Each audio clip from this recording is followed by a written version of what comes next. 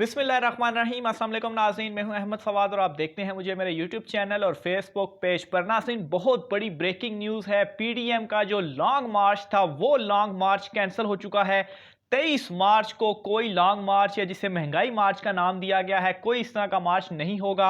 इसकी क्या तफसीलात हैं, बहुत बड़ी ब्रेकिंग न्यूज़ है जो कि मैं आपके साथ शेयर करूंगा। इसके अलावा नाज़रीन, शहबाज शरीफ जो हैं वो किस तरह से पीडीएम के साथ हाथ कर गए हैं, वो पीडीएम के साथ क्यों नहीं चलना चाहते, वो क्यों उसकी मुखालफत में जो है वो अब तक सामने आए हैं, मौलाना फजलुर रहमान के इस्तीफे क्या क्या मामला है, इस हवाले से भी बहुत अहम तफसीलात हैं, वो भी आज की इस व्लॉग में मैं आपके साथ शेयर करने जा रहा हूं।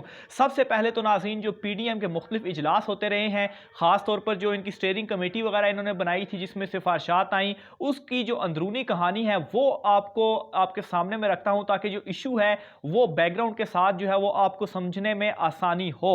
तो मामला नाज़रीन कुछ इस तरीके से हुआ है कि ये जो मुख्तलिफ इजलास हुए हैं, इन इजलासों के बाद आल्दो एक ऐलान तो मौलाना फजल रहमान की जानिब से किया गया कि हम जो है वो 23 मार्च को महंगाई मार्च करेंगे, लेकिन ये सिर्फ ऐलान की हद तक था। अब अंदर असल में हुआ क्या था उस इजलास में, तो यहां पर नाज़रीन इवन के जो उनके अपने पीडीएम के अंदर के लोग हैं वो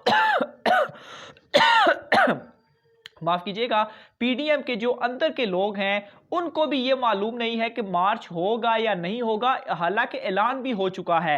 पीडीएम में जो जब ये चीजें मामलात वगैरह जो थे वो तय किए जा रहे थे, तो एक बड़े अहम रहनुमा की जानिब से यह सवाल किया गया कि सबसे पहले तो आप 4 माह डिले कर रहे हैं, इसको 107 दिन तकरीबन डिले कर रहे हैं, तो उसके ऊपर क्या जवाबात हुए वो भी मैं आपको बताता हूं। बहरहाल एक तो ये क्वेश्चन रेस किया गया, फिर साथ ही पूछा गया कि क्या वाकई आप ये जो लॉन्ग मार्च है या ये जो महंगाई मार्च है 23 मार्च वाले दिन, ये महंगाई मार्च होगा भी या नहीं होगा, जिसके ऊपर उन्हें जवाब दिया गया कि 23 मार्च आएगी तो देखेंगे, अभी जो है वो आप इंतजार करें। ये नाज़रीन अंदर डिस्कशन हुई और इस डिस्कशन के बाद मौलाना ने एक फेस सेविंग के लिए जस्ट ये ऐलान जो था वो किया है, क्योंकि जाहिर सी बात है जितनी अब तक बेइज्जती हो चुकी है मौलाना फजल रहमान की, कुछ ना कुछ उन्होंने फेस सेविंग करनी थी। और अगर आज भी अगर वो 23 मार्च को महंगाई मार्च का ऐलान ना करते तो उनकी तो बिल्कुल ही जो है वो आउट जो है वो हो जाते। अब नाज़रीन मजीद उस मीटिंग के अंदर मजीद क्या चीजें होती रही, वहां पर जब इसी किस्म के सवालात किए गए, ये सवालात उठाए गए कि आखिर जब हम ये कह भी रहे हैं कि इमरान खान साहब की जो हुकूमत है वो 1 घंटा भी अगर रहती है तो वो इस मुल्क के लिए महाल है, तो अगर इतनी ज्यादा नफरत, इतना ज्यादा बोझ है, तो आखिर क्यों इतना ज्यादा डिले मार्च किया जा रहा है। हो सकता है कि 23 मार्च को जब हम मार्च करें तो उस वक्त महंगाई जो है वो कम हो जाए। और वैसे भी अगर मैं आपको मजीद भी इस वाले से कोई तफसीलात बताऊं तो अगले जो 15 दिन है आने वाले, यानी कि आप जनवरी का ये समझ लें कि जब जनवरी स्टार्ट होगी, एक तो आलू और एक तो टमाटर, इनकी जो फसलें हैं ये नहीं आएंगी और साथ ही जो कीमत होगी वो ऑटोमेटिकली कम हो जाएगी, क्योंकि इनकी जो कीमतें भी बढ़ी थी। इसमें से सबसे बड़ा जो एक असर रसूख था वो कोरोना वायरस भी था। जब कोरोना वायरस आया तो फसलें जो थी वो कम जो है वो उगाएगी, जिसकी वजह से जाहिर सी बात है कम होंगी तो आगे डिमांड ज़्यादा थी, तो उसमें कीमतें जो थी वो बढ़ गई। लेकिन अब जो है वो फसलें ज़्यादा उगाई गई तो अब ये कीमतें भी कम होंगी। इसके अलावा ऑयल और घी वगैरह की जो कीमतें हैं वो भी कम होंगी। और ये भी कहा गया कि अगर चलिए ये तो खैर मैं आपको अपना वो बता रहा हूँ, तो ये सवाल उठाया गया कि अगर 107 दिन के बाद जिस बेस के ऊपर हम करेंगे मार्च करेंगे, अगर वो बेस ही खत्म हो जाती है, महंगाई के ऊपर काबू पा लिया जाता है या काबू नहीं भी पा लिया जाता तो काफी हद तक आवाम को रिलीफ दिया जाता है, तो फिर जो है वो क्या होगा। तो इस दौरान नाज़रीन बड़ा एक जबरदस्त वो एक गाना जो है वो एक शख्स की जानिब से वहां पर गुनगुनाया गया, इससे जो है वो आप सारी चीजों का अंदाजा लगा सकते हैं। तो शख्स ने ये गाना गुनगुनाया कि कोई नवा रोला कोई नवा लारा ला के सानू रोल जा, झूठिया वे एक झूठ और बोल जा।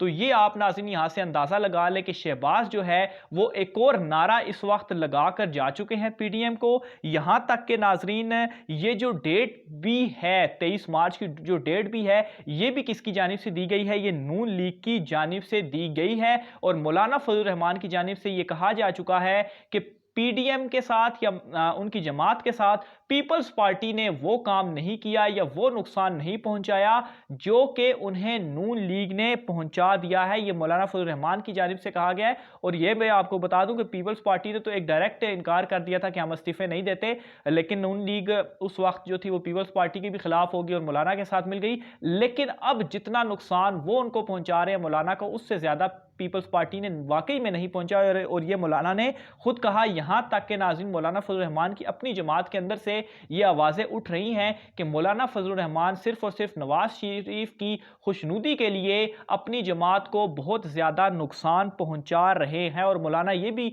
और इस चीज के हवाले से मौलाना ने खुद भी कहा है कि वो सिर्फ और सिर्फ नवाज शरीफ की वजह से अभी तक जो मामलात हैं उनको आगे लेकर चल रहे हैं। लेकिन नाज़रीन, अगर 23 मार्च को, जैसा कि हमारी इतलात है कि कोई मार्च नहीं होगा और उसके बाद मौलाना फजल रहमान अव्वल तो ये कोशिश पहले से ही करेंगे कि वो इस्तीफा जो है वो दे दें, लेकिन उसके बाद मौलाना फजल रहमान अलहदा हो जाएंगे पीडीएम से। खैर पीडीएम अब है भी कितनी के उसके साथ जो है वो रहेंगे। अब नाज़रीन यहां पर एक सवाल पैदा होता है कि आया जो शहबाज लीग है या जो नवाज लीग है वो पीडीएम के साथ क्यों नहीं चल रही? वो ऐसी क्या वजह है कि वो जो लॉन्ग मार्च है उसमें नहीं आना चाहती? इसकी जो रीजन है वो मैं आपके सामने रखता हूं। इसकी रीजन है, एक तो इस्तीफे वाली रीजन है और दूसरा जो है वो बल्दियाती इंतखाबात वाली है। अब मौलाना की जानिब से ये कहा गया है कि जो बल्दियाती इंतखाबात होंगे उसमें जो पीडीएम है उस पीडीएम का अपना पूरा हिस्सा होगा, यानी कि बल्दियाती इंतखाबात एक पीडीएम के तौर पर लड़ा जाएगा। यह नहीं होगा कि नवाज लीग अपना लड़ रही है,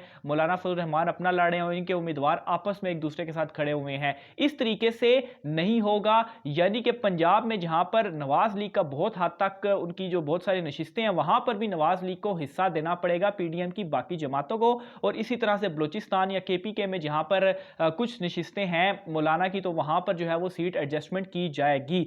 तो ये वो चीज है, क्योंकि नवाज लीग ये कभी भी नहीं चाहेगी, क्योंकि सबसे बड़ी जमात तो पीडीएम में वही है, सबसे ज्यादा नशिस्तें भी उन्हीं की हैं, इस वजह से भी वो इस्तीफे नहीं दे रहे, बल्दियाती इंतखाबात भी वो इस वजह से ही लड़ रहे हैं। तो अगर वो पीडीएम को हिस्सा देते हैं तो पीडीएम में तो कई जमातें ऐसी हैं जिनकी तो कोई नुमाइंदगी ही नहीं है पार्लियामेंट के अंदर। तो इस तरह से क्या होगा, नवाज लीग को खुद ही नुकसान हो रहा है कि वो दूसरों को साथ में हिस्सादार बना रही है। इसलिए वो ये चाहते हैं कि खुद ब खुद जो है वो किसी तरीके से 23 मार्च से पहले ही वो इससे अलहदगी इख्तियार कर लें, कोई इस तरह की सिचुएशन जो है वो क्रिएट हो जाए ताकि ये बल्दियाती इंतखाबात में भी एक तो उनको हिस्सा ना देना पड़े, और दूसरे नंबर पर जो जिस तरीके से मौलाना जो एक उनके साथ सियासत कर रहे हैं तो उनको भी साइड लाइन किया जाए, क्योंकि नवाज लीग इस तरीके से चाह रही है कि सब उनके साथ खड़े हों, लेकिन फायदा जो हो वो सिर्फ और सिर्फ नवाज लीग का हो, मरियम के केस खत्म हो, नवाज शरीफ जो है वो वापस आए और वापस जो है वो वज़ीर आज़म बने। इस वक्त नवाज लीग जो है वो सिर्फ ये चाहती है, लेकिन दूसरी तरफ मौलाना फजल रहमान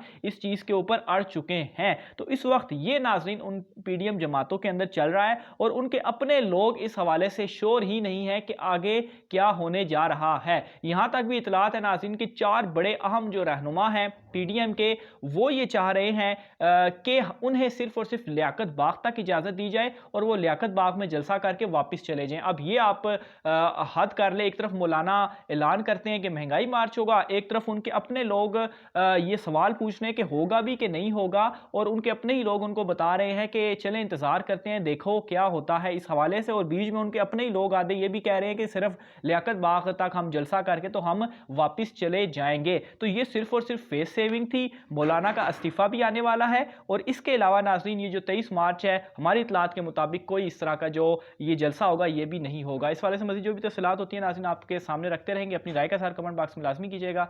आज के व्लॉग से मुझे इजाज़त दीजिए। अल्लाह हाफिज़।